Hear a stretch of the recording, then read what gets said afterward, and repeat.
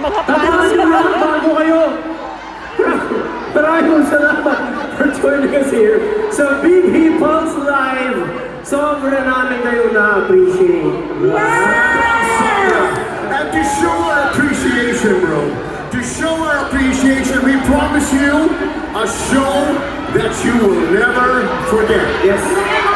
Sinama ko kami ng special guest, starting off with the nation's girl group.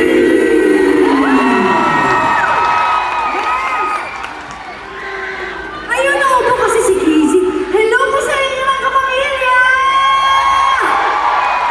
Dito rin ang new gen singer-songwriter na si Maggie!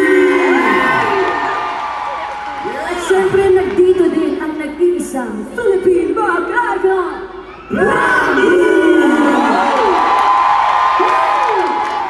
Yes! Mga kababayan namin dito sa England, maganda ho ba ako sa personal? I love you all! It's a yes. Thank you, Sir God!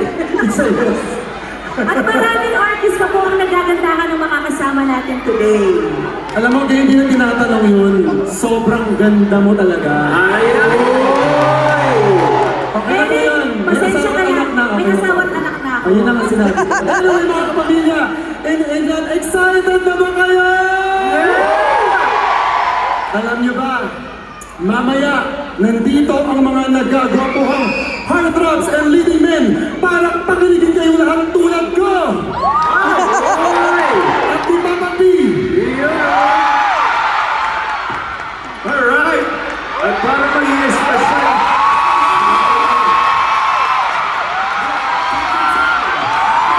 Starting here. What did you say? I don't know anymore, Mark. So one more time. Piolo Pascual. at para maging special talaga ang performances tonight, mahihigipat ko lang pangilan sa pinakamagaling na naiiyak ko. Pinakamagaling na global Pinoys dito lang sa Europa. Yes. That is true. We started with opening sa lahing kalumangkin. Maraming salamat po. Yes, and we have more collabs with our kababayan sa UK. Yes, and we are talking about the best dancers from the opposite sides of the world. They are joining together here on the ASAP stage. Yes, England. Do you want some more? Sayawana. Oh, wait. Starting off with ASAP's Queen of the Dance Floor.